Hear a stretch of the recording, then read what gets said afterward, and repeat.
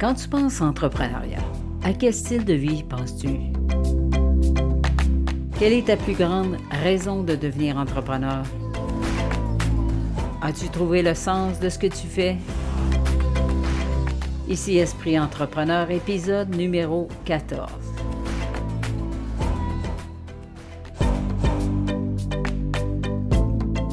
Bienvenue sur le podcast Esprit Entrepreneur, un podcast où on va parler ensemble d'entrepreneuriat, de leadership personnel et de tout ce que ça prend pour créer et faire grandir ton entreprise. Ici Suzanne Rondeau, ex-salariée ultra performante, motivée, enthousiaste au travail. Avant, je donnais tout mon temps pour réaliser le rêve d'entrepreneur de quelqu'un d'autre au lieu de m'occuper des miens. Mon rêve à moi, j'ai toujours voulu travailler à l'étranger, aller vers l'autre, changer les choses pour avoir un impact et me sentir utile. Une belle définition d'entrepreneur, pas vrai? Alors, après des années assise entre deux chaises à hésiter, échouer et me questionner sur mes vrais buts, je me suis finalement lancée et suis aujourd'hui à la tête d'une entreprise qui a du sens, la mienne. Plus heureuse que jamais dans ma vie, le summum, c'est que je peux travailler de n'importe où dans le monde, aider un maximum d'entrepreneurs par des formations en ligne et du coaching d'affaires. La mission du podcast Esprit Entrepreneur, proposer des astuces et des moyens d'action pour propulser ton entreprise à appliquer directement pour que toi aussi, tu puisses vivre tes rêves. Alors si tu es un entrepreneur ou que tu penses à le devenir, le podcast Esprit Entrepreneur est exactement pour toi. La liberté et les rencontres sont les deux moteurs de ma vie, l'essence d'Esprit Entrepreneur.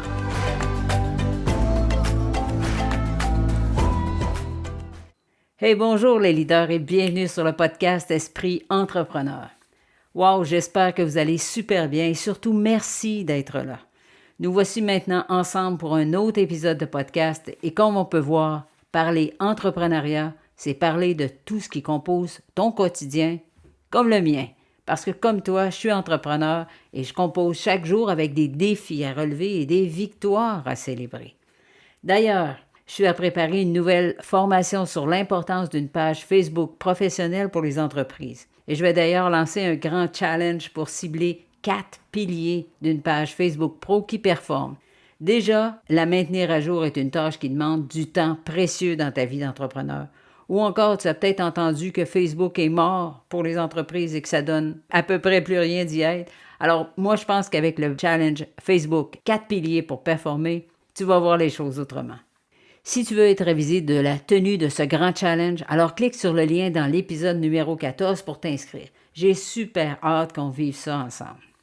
Cette semaine, j'ai choisi de parler de la création d'une entreprise, du processus de création et surtout d'explorer quelles sont les motivations derrière cette création. Pourquoi tu veux créer une entreprise? C'est une bonne question, à vrai dire. Et je pense même que c'est le début de tout. Pour moi, choisir l'entrepreneuriat, c'est choisir un style de vie. Quand on parle de style de vie, on peut penser à la façon dont se déroulent les journées, du pouvoir que tu peux avoir sur tous les aspects de ton travail, de la liberté que tu peux vivre en choisissant, par exemple, de quel endroit tu vas travailler, etc. Voilà pourquoi je pense que c'est super important de parler des raisons qui pourraient te pousser à vouloir créer une entreprise. J'entends souvent des gens me dire « Je vais arrêter de travailler pour quelqu'un d'autre, je ne veux plus avoir de boss ou de patron. Je veux me réaliser, être autonome financièrement, pouvoir consacrer du temps à ma famille. » D'autres encore vont penser à l'entrepreneuriat parce qu'ils ont perdu leur emploi ou ils ont envie de relever un nouveau défi. C'est peut-être aussi parce que tu as eu une idée extraordinaire ou que tu as vu une opportunité dans ton entourage que personne d'autre n'a vu. Peut-être que tu t'es formé, tu as suivi une formation à l'entrepreneuriat. J'entends aussi plus de liberté, gagner plus d'argent, vivre de ma passion. Tu sais, plusieurs personnes veulent créer une entreprise et on peut retrouver autant de raisons de devenir entrepreneur qu'il y a de personnes. Plusieurs études vont révéler que la liberté, c'est un des plus grands facteurs qui poussent les gens à vouloir créer une activité économique ou une entreprise. Certains vont commencer par créer une activité parallèle à leur boulot de 9 à 5 alors que d'autres vont carrément faire le saut tout d'un coup et y aller en travaillant à temps plein dans leur nouvelle entreprise. Toutes ces raisons font un lien avec les motivations à créer une entreprise. Et peu importe que tu saches en détail quelle est ta première motivation, je pense que c'est important d'explorer un peu plus pourquoi tu veux créer cette activité économique. Car devenir entrepreneur, ça a des implications personnelles, financières et même psychologiques. Les statistiques démontrent que 50% des entreprises créées ne se rendront pas à leur 5e année d'existence. Alors, cette statistique nous révèle l'importance de valider et de très bien connaître son pourquoi, ses raisons, ses motivations profondes à entreprendre. Suzanne, je veux être indépendant. Bien, ça, ce sont des mots que j'entends très souvent. Je veux choisir mon horaire, avec qui je veux travailler, mes partenaires, mes clients. Je veux être celui ou celle qui a un impact sur mes revenus. C'est moi qui vais fixer le montant de ce que je vais facturer à mes clients. D'autres me disent, je veux plus d'argent, je veux créer mon propre emploi, je viens d'une famille d'entrepreneurs, j'ai ça dans le sang. Alors qu'on parle de transition professionnelle ou de se donner des moyens financiers différents, je pense que tu peux voir l'importance de valider tes motivations parce que la création d'une entreprise, on peut voir ça sous 3 angles différents. Une majorité de porteurs de projets peuvent parler pendant des heures de ce qu'ils veulent faire. Ils me disent, je vais développer ce produit, ça se fait pas ici. Ou ce type de services sont extraordinaires, ça va faire ça, ça, ça. D'autres encore disent vouloir se lancer dans le MLM, le dropshipping, la revente, ou encore ils peuvent décrire en détail tout ce que leur produit peut faire pour quelqu'un. Bref, ils sont super emballés à parler de ce qu'ils feront. Ils parlent de leur quoi. Je vais faire ça, ça et ça. Bon, jusque-là, ça va bien. Quand je leur demande comment ils vont faire pour donner vie à leur projet, comment ils vont matérialiser et concrétiser leur projet, alors ces mêmes porteurs de projets ont souvent beaucoup plus de difficultés à répondre.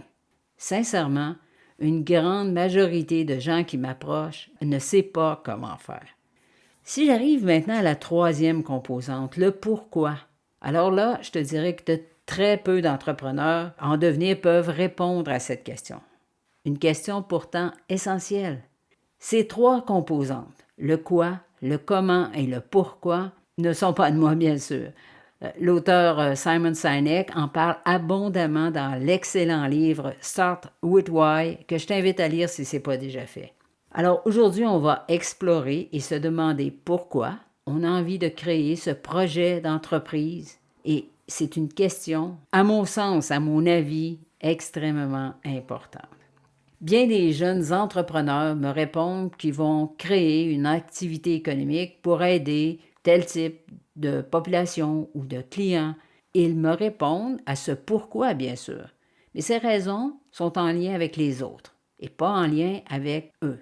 À mon sens, 2 choses très différentes. Parce qu'à vrai dire, même si les 2 notions sont liées, c'est important de se poser des questions. Il faut oser se questionner. Pourquoi on choisit de se lancer dans l'entrepreneuriat? Pourquoi on est attiré envers ce style de vie? Pourquoi est-ce que ça t'intéresse, toi? Et la meilleure réponse que je peux donner aujourd'hui à la question « Pourquoi se lancer dans l'entrepreneuriat? » c'est celle-ci. On entreprend pour être aligné avec soi, avec qui on est comme personne. On le fait pour soi en premier et on le fait pour les autres ensuite.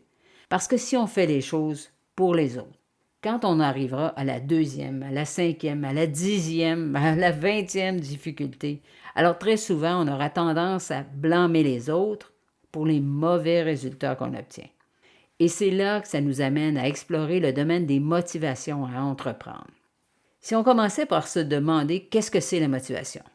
Selon le dictionnaire Larousse, la motivation, c'est ce qui motive et justifie une action quelconque ou une cause. OK, ça peut faire du sens, mais si on allait un petit peu plus loin. En psychologie, la motivation, c'est l'ensemble des facteurs dynamiques qui orientent l'action d'une personne vers un but donné, qui déterminent sa conduite et provoquent chez lui un comportement donné. À mon avis, c'est une définition beaucoup plus complète et surtout concrète. La motivation à entreprendre peut être reliée à plusieurs choses, comme on l'a vu, la liberté, l'argent, la famille, un nouveau défi, etc. Et ça peut t'amener à créer une entreprise dans différents domaines. Ça pourrait être, comme exemple, une entreprise de construction, créer un magazine, lancer un service d'assistance web ou de partager des créations culinaires, etc. Les domaines sont tellement nombreux. Dans les motivations à entreprendre, ça peut aussi se présenter d'une autre façon. Ça peut être d'aider d'autres personnes, prendre soin de la nature, se mettre au service d'une cause, rallier des gens à ce que tu crois. Et ces motivations sont en lien avec quelque chose qui pourrait amener de la joie. Elles sont en lien surtout avec nos convictions personnelles, avec quelque chose qui nous passionne. Si on prend la passion, ça peut être un puissant moteur de créativité. Tu es passionné par un domaine X, on va dire exemple la création de bijoux. Alors tu cherches à en savoir toujours plus, tu as soif de connaissances. Dans ta création d'entreprise, tu mets alors à profit tout ce que tu sais, ainsi que tes compétences spécifiques pour imaginer des solutions afin de mieux servir tes clients et surtout rencontrer tes objectifs, que ce soit des objectifs financiers ou d'un autre ordre. C'est la passion pour ce qu'on fait qui permet de tenir le cap quand arrivent des coups durs, de créer une entreprise qui va durer dans le temps, de rester au bureau alors même que tout le monde est rentré chez soi, de tester pour la 10e fois ce nouveau produit avant de pouvoir le vendre, ou de se réinventer chaque jour pour faire face aux imprévus. Pourtant, même avec la passion pour ton domaine, d'autres éléments sont aussi essentiels. On parle d'expertise dans le domaine choisi, la capacité de prendre des décisions rapidement, à changer de direction, à comprendre la gestion d'une entreprise. Ça demande de la flexibilité et même une grande capacité d'adaptation. Ce sont des grandes qualités d'entrepreneur. Se connaître est essentiel avant de créer une entreprise. Il faut connaître ses limites, ses envies, ses talents, ses objectifs et même sa définition du succès. Être entrepreneur, c'est souvent travailler plus fort et plus longtemps que si tu étais employé. Il y a des compromis à faire, des tâches moins agréables que tu ne pourras pas déléguer. Et quand tu vas commencer, il y a de fortes chances que tu sois seul à assumer toutes ces tâches et ces responsabilités. Il faut aussi réfléchir à la façon dont tu vas garder ou installer un certain équilibre entre ta vie personnelle et ta vie d'entrepreneur. Quelles sont tes valeurs? Qu'est-ce qui est non négociable dans ton cas? Qu'est-ce qui t'apporte le plus de satisfaction? Avec toutes ces questions à explorer, on voit donc toute l'importance d'être connecté à soi, de se connaître, d'être enraciné dans qui on est comme personne pour affronter et dépasser les difficultés qui vont survenir pour créer une entreprise pérenne. Il faut trouver le sens de ce qu'on fait, de ce qu'on a envie de faire. On doit savoir pourquoi on fait ce qu'on fait. Trouver cette motivation derrière, trouver son pourquoi, c'est essentiel pour créer une entreprise. Savoir pourquoi on fait les choses donne un sens à toutes nos actions. Ce n'est plus pour les autres qu'on le fait, c'est consciemment pour soi, pour ce pourquoi. En résumé, connaître pourquoi on fait les choses oriente toutes nos actions et nos décisions. De la conception d'un produit à la vente finale au client, pourquoi on fait les choses devient notre moteur à entreprendre. L'entrepreneuriat, c'est un style de vie. Est-ce que ça sera le tien? En terminant, j'aimerais te laisser sur une pensée qui me parle énormément. Tu sais, tu peux partir de loin, partir de rien, à être incertain, à être indifférent, faire des erreurs, recommencer et réussir. Si tu gardes cette pensée-là à l'intérieur de toi, tu pars déjà avec une longueur d'avance. C'est tout pour aujourd'hui et je pense qu'explorer ses motivations à entreprendre est une excellente étape dans ton cheminement d'entrepreneur. Si tu aimes cet épisode, mon ami, eh bien, partage-le autour de toi. Mon but est d'aider autant d'entrepreneurs que je peux dans la création et la gestion de leur entreprise. Plus on partage, plus on grandit. Yes! Merci de ta présence aujourd'hui sur le podcast Esprit Entrepreneur. Ça a été un réel plaisir. Je te souhaite une magnifique semaine. Ciao!